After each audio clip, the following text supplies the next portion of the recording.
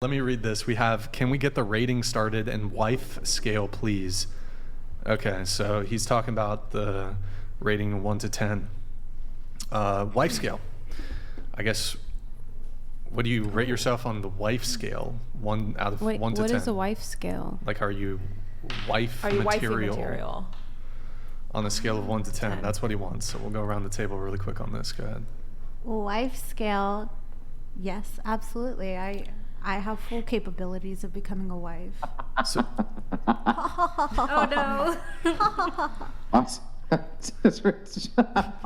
I mean, you are correct me if I'm wrong, you are a sex worker, right? Yeah. Currently. Why would you think that you would make a good wife?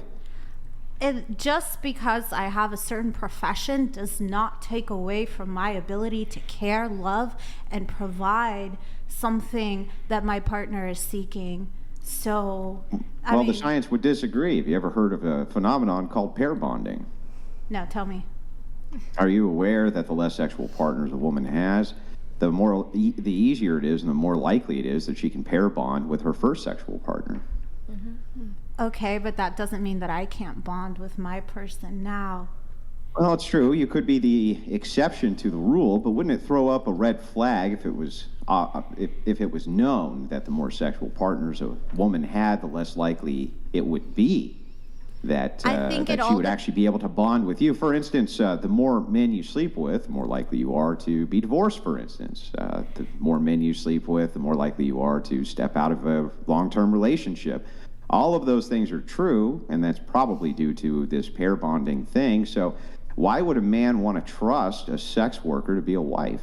Maybe he has also been a part of the industry and understands. And also, there are men who make allowances or grace for women and their past. There are men out there, and it's not a subpar choice. It is just a personal choice. And as far as pair bonding goes, I believe that it is up to the woman and her own intuition and her own body and her own ability to connect with oneself when it comes to connecting with another partner. Is you have to know yourself. You have to know deep down, like, you can get all scientifical, you can bring me statistics, but all it boils down to is the woman's self-awareness and Did you say the connection scientifical? that she has with herself. I don't care. Don't grammar police me. I'm just making a point here.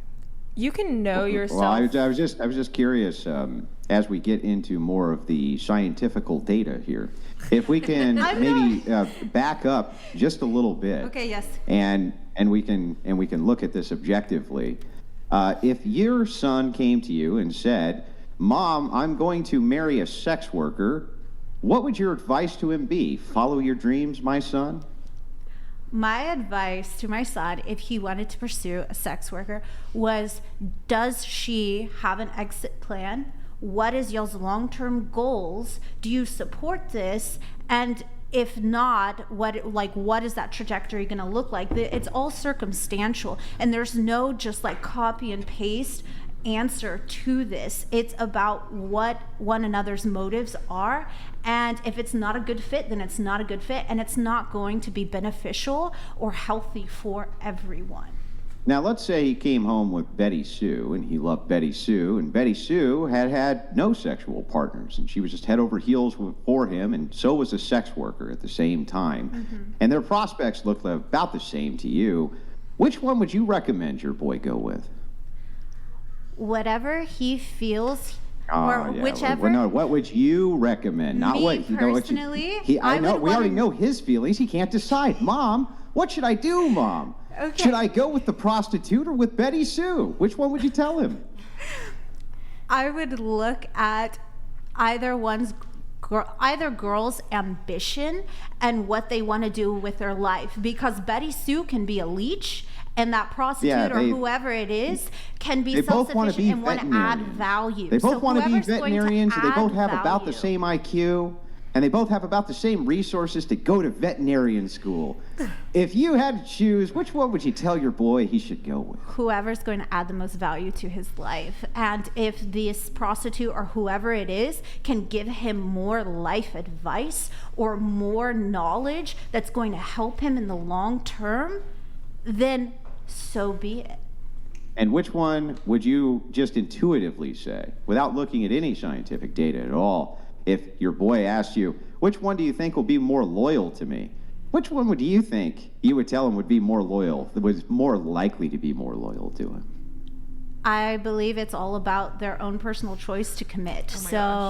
Yeah, I mean, you can look at someone's past behavior, you can look at all of that, but it's about the commitment and the now and the choice that they're making. So Betty Sue may have not been with anyone else, and that might motivate her to pursue other options, as opposed to this prostitute who has been with several people and knows what else is out there, knows that my son is a good man, and that she is winning the lottery because she has experienced all of these others. But sexual experience means nothing in the dating world, because if your son, hypothetical son, is going into a relationship with a sex worker, which both of you are. The Bronasons donated $100. Left to right, Morgan wife 8, purple jacket 3 not a wife, already a wife, Angry A Cups 4 and not a wife, Kmart Cardi B 4, Queen of Australia 6 wife, Bunny Ranch Thought 4, Leche Bags 3 not a wife. Yo, this guy's gunning for me. Man. Oh, This guy is gunning for me, we bro. have one more coming through, and then Morgan will finish with her question there. Thank you, KDF. Thank you, the Bronasons. So the guys before me weren't good enough for you to settle down with, but they still got to F. Now I'm the man of your dreams, but I don't even get what the bums got. Make it make sense. Yeah, pretty much. I mean, that's going back to what I was talking about before. So women will, it's just funny with that, they'll give the sexual benefit to these, you'll say they're fuckboys, they were jerks, assholes, not deserving of it. And then the guy who is actually deserving of it, he's the good guy, whatever, he's the one who gets to wait. Men are waking up to this and seeing that's kind of a raw deal. And yeah. Can I just make this last point real quick? I'm almost done. Okay, and then we'll have I was just Morgan curious, curious on this, just back to you real quick. How would you feel if you hadn't eaten breakfast this morning? For me? Yes, you. Oh, I mean, I had breakfast. Okay, I thought you did. Thank you. Was that a jab? What was the point of that question? Nickelodeon donated $100. She would tell him neither, because her degenerate ass will be desperate to keep the only man in her life to herself. She would tell me either because her will be desperate. As if Okay. my hypothetical son Angie, would do you be want to killed. explain that really quick? Yeah, so this question, and it's more of a meme. It doesn't really have any scientific foundation at all, but it is kind of funny. If you ask a person what they had for breakfast this morning, you're engaging, or how would they feel if they hadn't had breakfast this morning? What you're doing is you're engaging in a hypothetical, and you're trying to examine what they think they would feel like had they not eaten breakfast. But there's many people who can't engage in hypotheticals, and so they just respond with, but I did have breakfast this morning. And so that's the point of the question. Interesting. Interesting. Morgan, you had a question. And you, just to be clear, you did have breakfast this morning. I don't understand. Okay, all I hear is breakfast right now, so let's keep it rolling. Okay. The point I was making is that if there is a woman who has a significantly high body count, a sex worker, and then a woman who does not, statistically, morally, physically, you can know your inner being as much as you want. But if you have slept with 100 plus people or even 50 plus people, that woman is going to most likely cheat on her husband. She is going to want to divorce her husband. She is going to want to leave in that situation because sexual experience means nothing. You can sleep around with as many people as you want in your past life and then going into a marriage, but that sexual experience is not actually offering anything to the marriage other than her actually being insecure in that marriage and always constantly comparing. And Andrew was bringing up pair bonding, and it's the oxytocin, it's the hormones in a woman's body that is being released, that when you are engaging in intercourse with a man, you are being bonded to that person and then creating the inability to be able to connect with future partners for a longer term relationship. But I've also heard people being like older people being like 30s in their 40s being like, I've only slept with my wife and da da da da, and this is why we're breaking up, and it didn't go as planned, and like I wish I got to experience more people when I was younger, and I Who feel like says that? The man or the woman? A lot of the times the man. A lot of the times the man. Which, I mean, sure, that may be like a 5 to 10% of I don't think it's a 5 married, to 10% of marriage. there is a significant large gap between women who have a lower body count versus women who have a higher body count, and the happiness in marriage, success in marriage, and divorce rate in our country. I mean, 53% of marriages end in divorce in America, and 80% are initiated by the woman. I'd like to add a little bit. Also, the multiple relationships, the sexual relationships, whatever. You're also practicing to divorce because you're never committing to anything. You're just learning how to break up. And so the more partners that you're having, the more likely it is that you're going to divorce. You'd have to work 10 times as hard to stay in that relationship had you been somebody who had multiple relationships. I have a question. Can I ask you something? Sure. How do you not have feelings for people that you have sex with? That's a really good question, and it's pretty common. It's about compartmentalizing, and it's a choice. Okay. So, yeah, that's it. It's compartmentalizing. Do you find it difficult to do that? Is it easy? No, because at the end of the day, like, it's a job, and it's like, okay, I'm not going to chalk it up to anything because it's its own field, and there's no right comparison, and I would be doing it injustice if I tried to make a comparison. But it's about compartmentalizing, and it is a choice to kind of turn on those feelings and those connections. And if you are someone who does not have that ability, then maybe that's not the right field, or maybe you need to get in touch with yourself a little bit more before you start to engage in promiscuous activity. Do you think it's gotten easier to compartmentalize the more you've been in the industry? I would say yes, and I would say yes. It's something that you have to have kind of already, and you have to have that relationship with yourself. That's why this industry, this profession, is not for everybody. And that's why so many people do have problems. That's why you do hear these stories, is because the women themselves have not done that self-work to be able to differentiate what is work. So then that means that it's you as you go, it's becoming more and more common for you to be able to not pair bond with your sexual partners. It's a choice. That's why I believe that this whole pair bonding. Well, wait. Is loving a person a choice? Like loving a man that you fall in love with, is that a choice or is it not a choice? You can have control over your own feelings and your own emotions as much as you want. So I can feel something for her, and I can feel that strong connection, and I can say, no, I don't want to pursue that, because that will not honor me in these other ways.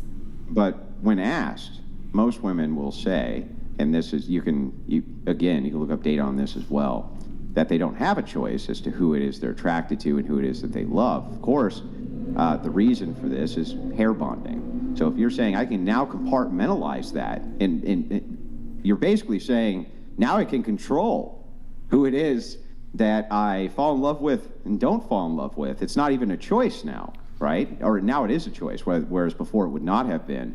Wouldn't you consider this to be kind of a pushback against this idea that, maybe you're not so great with the pair bonding? If you could just turn it off like that? Like, why couldn't you just turn it off like that with your boyfriend, too? Because I choose not to. Right, because you choose not to, right. Dive deeper into that. So I mean, and some encounters are, it's a progression, right? So when the first time you have sex with someone, you might feel like really, really into them, and then the next time it's not really there. Or you might have sex with with a person, and it's good, it's great, but you don't feel that connection. But the next time, after time has progressed, you feel a deeper connection. It's all circumstantial. Yeah, but what I'm saying to you is that if most women don't have a choice, let's say, on a biological level, they fall head over heels for the person that they engage with the very first time in a sexual romantic relationship. Their biological drive is telling them to do that. You're saying, not mine. I've got a choice. I can just turn that shit off. How would that not be a red flag to a guy? Wouldn't the guy be like, you can just turn that on and off?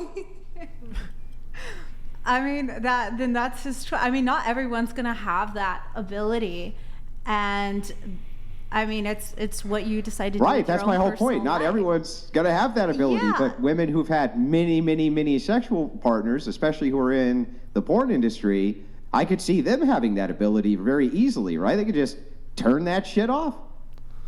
Yeah. So I don't. It seems like that would be like a massive red flag, right? Well, if you're in a relationship, are you able to control it as much as it is opposed to, like, say, one of your clients or anything like that? Control what? Do you have more? I don't have clients. I have co-performers and co-stars. How many scenes have you done? I've done some. Some? Okay. Yeah.